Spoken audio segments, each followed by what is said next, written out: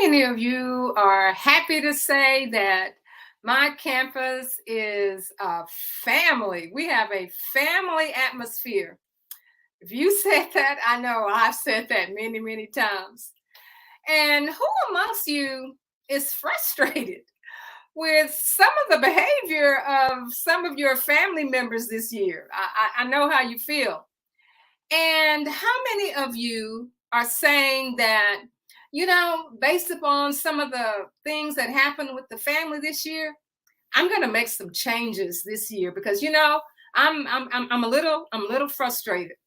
So today our topic is going to be: will you celebrate the end of your school year as a family or as a team? Hi, my name is Barbara Polk, and I'm known as a turnaround principal. And I was assigned to one of the lowest performing campuses in the state of Texas. And of course, it was the lowest performing campus on my district. So I understand exactly how you feel when you say that, my school, my campus is a family. We have a family atmosphere. Well, that's all I had ever heard. I thought, that family just meant that, we're all just going to work together and we're just going to get the job done. And well, it was kind of dumb. And but I never heard, about the option of being a team that maybe had, some fringes of a family associated with it. So when I come on every week, I come to address principals and the challenges that they have on a daily basis. Those challenges are unique to them. Some of the challenges are challenges that rural schools have. Others are challenges that are just isolated to our urban schools. So, what I want to tell you is that if you are watching right now, I want you in the comment box, in the chat box. If you are a principal, hallelujah, principal, I want you to put a 1 in the box. And if you are an assistant principal, oh my goodness, our great assistant principals, what will we do without you? I want you to put a 2 in the box. And if you are a support team, if you are a counselor, if you are an instructional coach, if you are a team leader, I want you to put a 3 in the box. And if you are a stakeholder, if you are a community member, if you are a family, I want you to put a 4 in the box. All righty, just go on and do that. And if you have any questions, add those questions and we'll be happy to address those questions. So for those of you who are just joining, I want to say welcome to Principals on the Come Up. My name is Barbara Polk, and our topic today is: will you be closing your school year as a campus that's considered a team or a campus that's considered a family? Well, I was like most of you, as a beginning principal or returning principal, we have all kinds of challenges. And I was challenged where I was placed at a school that needed improvement. And I knew that what was happening just was not working. So, because we'd always called ourselves a family. And I realized that just being a family was not going to get the job done. So, when you start looking at it and you say, well, we're a family, well, let's look at what a family is. A family is a group that's tied together, either by blood or by marriage or by adoption. And they interact according to position, first position, second position, third position. I'm the oldest, you're the youngest, I'm the middle child, with all of those things that are associated with that. But then when you look at a team, a team has a different purpose. A team is a group that's working together, and they're working together to perform interdependently. I'm going to be in my classroom, but I'm working on something that's going to be towards our vision, our mission, and our core values. Now, we may have, some things associated with the family, but when it comes to a team, our mission, our vision is to work together basically to get the job done.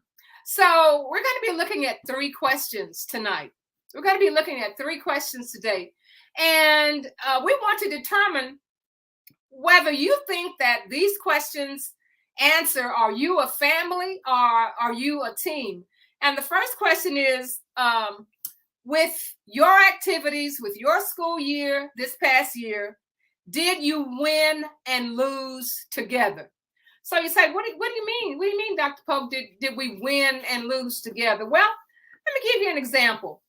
If you are a school that is in need of improvement, or most schools, you're going to have a Saturday school. And if you are urban school, or if you are rural school and you have Saturday school, this was our story. We sent notices out to the parents that we had Saturday school. Saturday school was due to start at 8 o'clock, and it was over at 11:30, between 11:30 and 11:45. And we assigned teachers to teach these children who we expected who was going to be there on Saturday morning.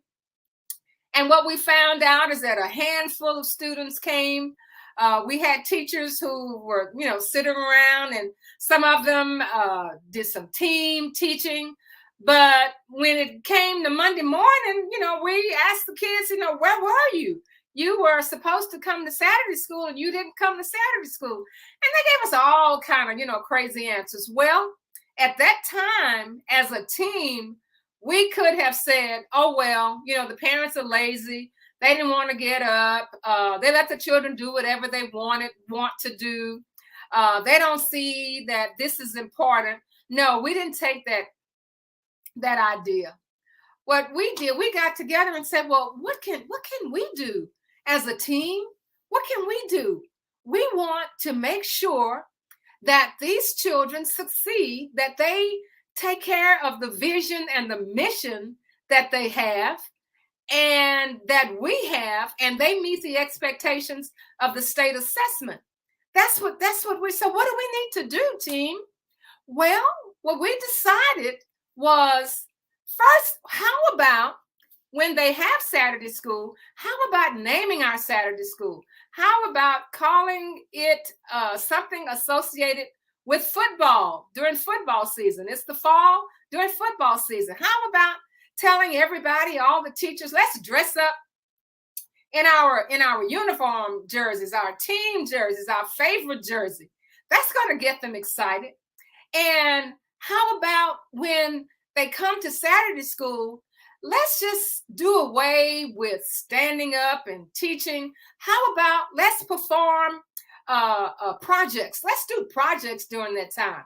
Let's set up a rotation system where everybody can get everything that's offered. And then one of the team members said, well, we have a nonprofit in the community who said she will come and she will serve our students lunch, because there was no free lunch. They just said, we'll serve free lunch. So what happened? The word got around.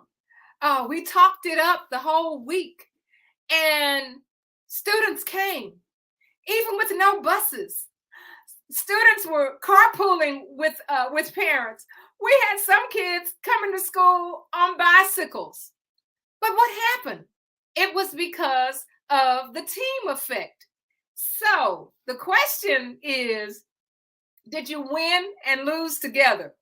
We did lose together, and we looked mighty bad, but we also won together, and we looked mighty good.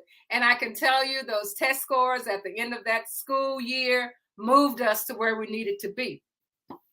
Okay, so the next question I want you to consider: did everyone have an equally valuable role to win? So in a family, we all equal as as to way we will win. Or you're going to win this time. I'm going to win that time. You're going to win another time. Let me explain to you what I mean. Well, as a school that was in need of improvement, we knew that it just could not be the teachers and the parents that we were addressing. We had to address everybody in the school. Everybody had to win. Everybody had to be a part of what we were doing. Everybody had to be considered equally and be considered as equally valuable in their role to win. So, what we did is we got funds together and we had a weekend and we had all of our team members there. We had our custodians, we had our paraprofessionals, our regular ed, our special ed, we had the office staff, we had the security. Everybody was there. And what did we do? We presented to them just what our vision was. We had everyone to work interdependently. So that meant at a table where we had an assistant principal, we also had a cafeteria worker. We also at the next table had a custodial worker. They were made to feel equal in the win because they were a part of a school that was going to win. They needed to understand, what can we do? How can we help make the school a school that exceeds expectations? That is what we did. And we also had a follow-up at the end of that summer where we all got together and we celebrated our successes, so that we knew that Mr. Johnson, the custodian, had a role to play. We knew that Miss Barbara had a role to play in the cafeteria and all of the cafeteria workers. The special ed people played their role. Everybody had an equal and valuable role to win. So, do you call that a team or do you call that a family? When a family has a different type of structure and a team is developed where you can work interdependently, but you are working to achieve that same vision, that mission, or their core values. So, the last question I want to ask you, when we're talking about a family versus a team, did you have common rules of engagement? Rules of engagement. Well, rules of engagement is just the way you do things and way everybody understands. This is the way we operate around here. So, our common rule was no drama. We don't want any drama here. You take that drama someplace else. We don't have time for it. It's like when you get a kid transferred in from another school and you're in a class where people, they just get their work done. And this newcomer comes in and tries to tell jokes or he tries to disrupt things. And the teacher doesn't have to say a word. The kids just, look at him or look at her and say, man, hey, hon, we don't do that here. I don't know what they did where you came from, but we don't do that here. And basically, that's how we had it. No drama, no drama. And we all understand our vision, and we know what it takes to meet our vision. And we also said that if we saw that we had a mission and we were kind of off on getting that mission done and we needed to come back and kind of tweak it and make some changes, we were not afraid to say, oh, that's that part. The first part is working, but the second part's not working, because we understood our vision, we understood our mission, and we understood our core values. So, are you causing your school this year celebrating as a family or celebrating as a team? I want you to think about that this week as you plan your celebrations. Um, Review the winning and losing. Do you have a campus where everybody is involved in the winning and the losing? Do you take the hit? Whether you lost, you taking it as a team? And are you all celebrating because we were a part of the win? And does everybody have an equally valuable role towards winning? Is that working? Is that working? Do you have that in place? And do you have common rules of engagement? Does everybody understand how we operate around here? Do we have that structure in place? So as you are preparing for our next school year, think about those questions. Think about, are you a family or are you a team? And remember, we said a family has some ties together, and that families operate in positions and teams work together, however, interdependently, but we're all working towards the same goal.